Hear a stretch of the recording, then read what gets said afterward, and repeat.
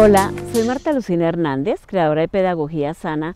En el video de hoy voy a tratarles cómo al diagnóstico del déficit de atención se le pueden asociar otras condiciones que inclusive pueden resultar mucho más graves, mucho más complejas que el mismo déficit de atención, llamadas mórbidos. Entre ellos está el trastorno obsesivo compulsivo, el trastorno por control de impulsos o los trastornos de conducta, pero hoy me voy a enfocar básicamente en el trastorno obsesivo compulsivo. ¿Cómo puedo yo saber que mi niño, que mi alumno está manifestando un trastorno obsesivo compulsivo?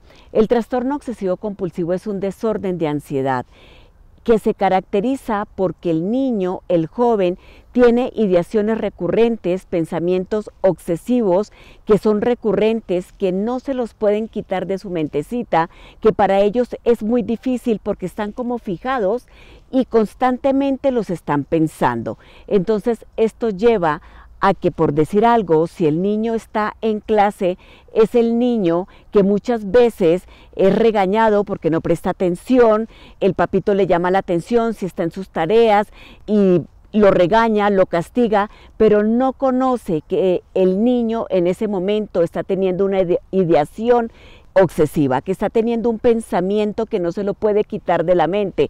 Muchos de los pensamientos que suelen tener ellos, por decir algo, es el pensamiento, el miedo por decir algo a la muerte. Entonces es el niño que está pensando constantemente que me voy a morir, que no voy a pasar mi vida bien bonita, que voy a morirme joven, que no voy a disfrutar. Entonces muchas veces nosotros no conocemos este contexto y llevamos a la crítica, al enjuiciamiento, a que se juzgue el niño, y no sabemos que esto es una condición que inclusive se les sale de las manos y que por supuesto requiere de un manejo. A la par de los pensamientos obsesivos, el niño puede manifestar rituales. ¿Qué son rituales? Son conductas que son recurrentes, que el niño manifiesta, que el niño hace para poder controlar su ansiedad. Entonces, por decir algo, si está en el colegio y va a sacar los lápices y los borradores de la cartuchera, entonces va a colocar simétricamente los lápices a un lado o los colores a un lado y los borradores al otro. O por decir algo, cierra muchas veces la puerta antes de salir de casa porque su pensamiento obsesivo es que puede haber algo dentro de la casa que puede generar un daño, que la estufa quedó, por decir algo, prendida. Entonces compulsivamente está cerrando puerta muchas veces antes de salir. O por decir algo, es el niño que empieza a tener toqueteos porque piensa en su mentecita que con esos toqueteos, esa ansiedad va a evitar que algo malo vaya a pasar en su vida. Entonces observen cómo estos rituales pueden ser, dijéramos, enfocados de muchas formas, de muchas maneras. Muchos de los niños con los que yo he tenido han tenido rituales pues supremamente compulsivos que limitan totalmente su diario vivir. Entonces, por decir algo, el hecho de que yo tengo que caminar solamente por un lado, un ejemplo, si voy de un sitio a otro tengo que ir solamente por el lado derecho, y si se me atraviesa una persona que me haga coger por el lado izquierdo, entonces yo vuelvo a tomar ese ritual y vuelvo a caminar por ese lado derecho porque pienso que algo malo va a pasar. ¿Qué hay en la base de un trastorno obsesivo compulsivo? Miedos. Sabemos que yo les he manifestado en mis videos que nosotros dinamizamos nuestra vida bajo dos aspectos, el miedo y el amor. Entonces estos niños en su inconsciente tienen bloqueados cantidad de miedos que luego van a sacar y van a manifestar en su diario vivir. Entonces es el niño que por lo general ha tenido una educación en el que ha sido una educación bastante estricta, una educación de unos papitos que por lo general también tienen ansiedad, muchos de ellos también tienen trastorno obsesivo compulsivo. Entonces ha sido una educación basada en la perfección, en la crítica, en la culpa, en el excesivo detalle, en la excesiva reiteración, en el excesivo control. Muchos de los niños que manifiestan esta condición me dicen, mira Martica, es tan agobiante la crianza que tengo yo con mi mamá o la relación que tengo con mi mamá o con mi papá, que muchas veces me reiteran hasta 2, 3, 4, 5, 10 veces las cosas. Entonces es el niño que se ha sentido agobiado. Recuerden que los miedos son aquellas experiencias que no fueron explicadas, que fueron incomprendidas, que tuvimos en ese contexto de la niñez, y que esos primeros años son muy importantes, son básicos, son supremamente elementales y son la base de la consecución de una vida, de una adultez sana, tranquila y fluida. Entonces, este trastorno obsesivo compulsivo que ha sido el niño que ha sido llevado a ese contexto de perfección, entonces es el niño que va a presentar también mucha inflexibilidad mental, ¿no? Es el maestro que dice, mira, voy a explicarle algo, y como que él no se deja explicar, solamente es en su línea, en su postura, tiene una actitud de terquedad, y se me hace difícil que él pueda generar un cambio, que él pueda mirar otras alternativas de solución, por decir algo, si está haciendo un problema o si está resolviendo una lectura, porque es el niño que va a presentar inflexibilidad mental, porque miedo significa eso, ¿no? El miedo ya sabemos que nos paraliza, el miedo lleva a que se nos dificulte romper esquemas, el miedo lleva a que se nos dificulte generar un contexto de cambio en nuestra vida. Es el niño que está demasiado pendiente en el detalle.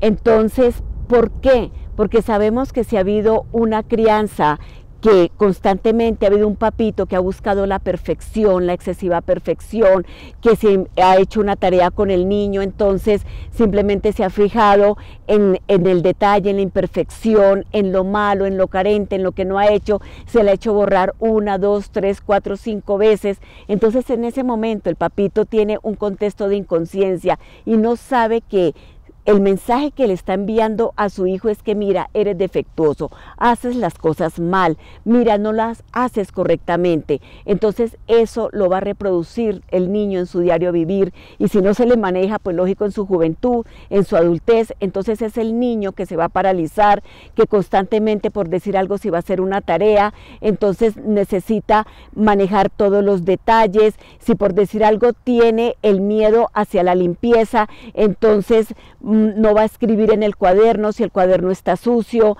si tiene una motica. Esto hace que pues tenga un contexto, la verdad, de sufrimiento. Es el niño que va a tener mucho asco, por decir algo, si entra a un baño, entonces prefiere aguantarse, no entrar al baño. Tiene miedo también de saludar a los compañeritos, no se va a ensuciar.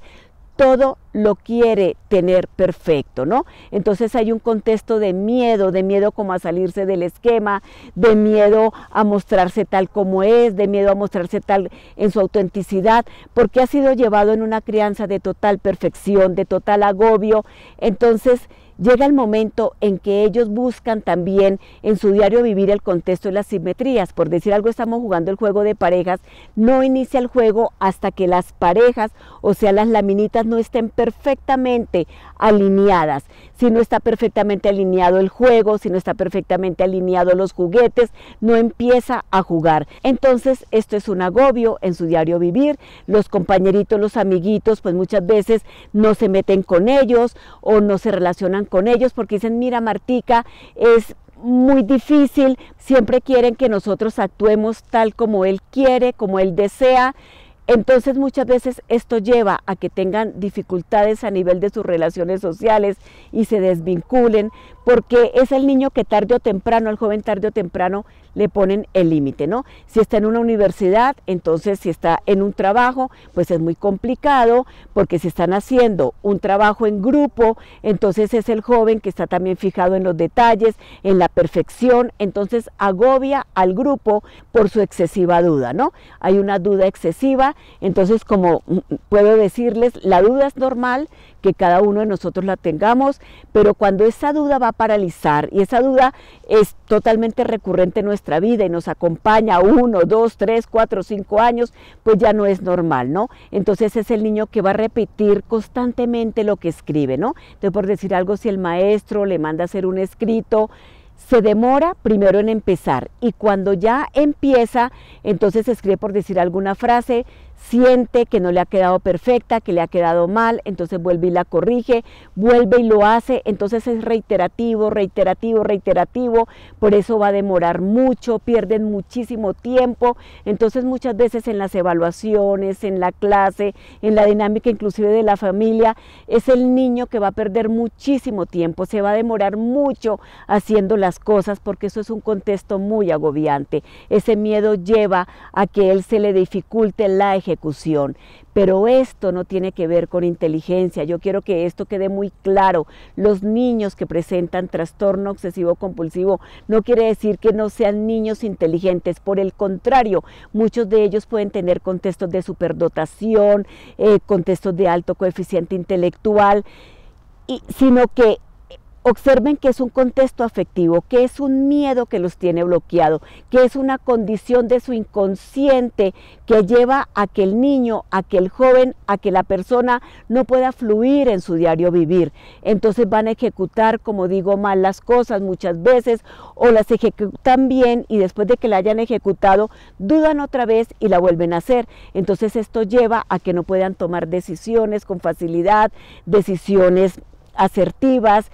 Como dudan tanto, entonces van a tomar una decisión, por decir alguna carrera, una profesión, entonces le están preguntando a los primos, a los tíos, a los amigos, y piensan y repiensan la decisión y vuelven y la piensan y pueden estar 6 meses sin estudiar, 1 año, 2 años o inclusive más tiempo, y constantemente esto lleva a que muchas veces infortunadamente tengan una sensación de fracaso en su vida, ¿no? Porque empiezan una carrera, sienten que esa no es, empiezan otra y sienten que esa tampoco es, o inclusive en su contexto de vida, no solamente a nivel de contexto universitario, ¿no? Entonces constantemente esa duda hace que ellos se estén comparando con los otros y a pesar de que son chicos muy brillantes, que son muy creativos, en el fondo ellos se están identificando es con el miedo y no con ese contexto de amor, no con esa emoción, no con ese contexto potente que ellos tienen, porque tienden a compararse mucho y en esa comparación pues sufren bastante porque piensan que el otro es mejor que ellos. Y todo esto lleva a que empiecen a tener también pensamientos catastróficos de que algo malo va a pasar. Un ejemplo, van a un supermercado y tienen que escoger una caja de cereales, entonces no escogen, por decir algo, la primera caja del cereal que está en la primera fila, sino la última, porque piensan, por decir algo, que esa está contaminada, o que alguien la tocó, o que alguien la empezó, o que no está completa. Entonces observen cómo eso es algo muy, muy agobiante, que lleva a que muchas veces puedan tener también ataques de pánico, ¿no? Entonces, ¿qué es un ataque de pánico? Ya es el máximo nivel de descontrol de ansiedad. Es importante que nosotros reconozcamos que el inconsciente trabaja por medio de asociaciones. ¿Qué quiere decir esto? Si por decir algo, el niño, un día el papito lo llevó al médico y no le explicó. Recuerden que los miedos son las experiencias incomprendidas que hemos tenido en nuestra niñez. El papito pues no le explicó que iba a ir al médico y de repente llegaron donde el médico, lo vio con una bata blanca y le aplicó una vacuna, una inyección. Entonces en ese momento ese recuerdo va a quedar grabado en ese inconsciente y ese recuerdo se va a reactivar, el inconsciente lo va a reactivar por asociación con cualquier otro contexto que sea similar. Ve una persona, por decir algo, va a un salón de belleza y ve una persona con una bata blanca o un maestro con una bata blanca y el niño va a empezar a sentir ansiedad, se puede paralizar, le puede dar un ataque de pánico, porque el inconsciente está asociando ese recuerdo que fue pues para él muy agobiante, fue totalmente doloroso, le causó sufrimiento, lo va a extrapolar. De ahí la importancia que nosotros podamos entender que este contexto es algo que se les sale de las manos de nuestros niños, a nuestros jóvenes, y que es importante poder, dijéramos, manejarlo, sanarlo, porque como yo digo en mis videos, no vale el sufrimiento absolutamente en nadie y menos en un niño. Entonces todo este miedo lleva a que también puedan tener fobias, ¿no? Fobias que los van a paralizar, fobia a las alturas, van a sentir sensaciones de amenaza, van caminando por la calle y sienten que viene una persona y como que sienten que lo van a atacar. Muchos de ellos inclusive se han lanzado a carros, me dicen: Martica, llegó el momento en que siento tanta amenaza que inclusive he corrido riesgo en mi vida. Entonces observen cómo es de importante reconocer que definitivamente tenemos que mirar nuestro interior, que no es una medicación. Aquí en Pedagogía Sana y con el proceso de Pedagogía Sana han sido sanados cantidad de niños, de jóvenes, de adultos con esta condición del trastorno obsesivo compulsivo, que ya sabemos que son miedos en el inconsciente, y es hermosísimo saber que nosotros tenemos ese poder en el interior, que cuando el niño puede reconocer y podemos llegar a ese inconsciente y podemos extrapolar todo ese contexto, es el joven, es el niño que va a poder sentir tranquilidad. De ahí la importancia de que también tenga un contexto sano, porque como lo dije al principio del video, muchas veces estos niños han sido criados bajo contextos de crianza muy estrictas, papitos que también tienen desórdenes de ansiedad, trastornos obsesivos compulsivos, inclusive otras condiciones. Entonces han sido crianzas muy estrictas, papitos muy controladores, muy exigentes, que solamente se fijan en lo malo del niño, que si hace el niño una tarea, entonces no se van a fijar en el potencial: mira mi amor, qué bonito, sino mira, te quedó la letra mal, tienes que volverla a empezar, le borran, le vuelven y le borran. Entonces el niño empieza a creer que es malo, que todo lo hace mal, y va a llevarlo a esta excesiva perfección, a que sean muy reiterativos. Entonces es importante reconocer que, como yo he dicho en mis videos, tenemos que cambiar esquemas, tenemos que cambiar paradigmas, tenemos que aceptar el cambio hace parte de nuestra evolución. El miedo siempre nos va a paralizar, el miedo siempre va a hacer que nosotros quedemos en nuestra zona de confort y no podamos experimentar cosas hermosas y bellas en nuestra vida. De ahí la importancia que nosotros podamos generar un cambio en nuestro sistema también de crianza, en el sistema educativo, porque observen que todos los sistemas están basados en el miedo, ¿no? Excesivo control, estamos en un mundo que está totalmente basado en el miedo. Entonces es importante que llenemos todos estos vacíos y podamos reencontrarnos con lo más importante, con nuestra verdadera esencia, que es la esencia del amor. En la medida en que nosotros podamos reconocernos, en la medida en que nosotros podamos sentir que todo en la vida tiene un orden perfecto y que muchas veces la vida nos presenta estas situaciones para que nosotros podamos tener ese despertar de conciencia, porque siempre se puede, siempre hay una oportunidad.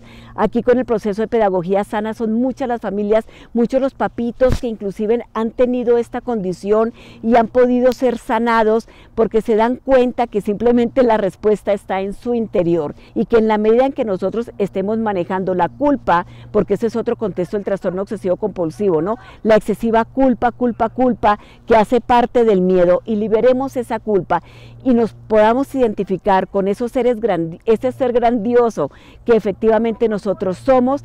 En esa medida podemos abrazar ese miedo, que al fin y al cabo es ese niño interior, ese niño herido que se siente totalmente asustado, amenazado, y podamos llegar con amor a nuestro interior y podamos conectarnos con nuestra verdadera esencia, que es el amor. Entonces de esa forma vamos a poder evitar el sufrimiento. Clave saber que nosotros debemos reconocer que muchas veces no podemos solos, y que estos niños, estos jóvenes o las personas que presentan esta condición necesitan de una ayuda, que los hagan conscientes de todos estos contextos, y que lo importante es ver la estructura de nuestros hijos en un contexto de vida plena y feliz.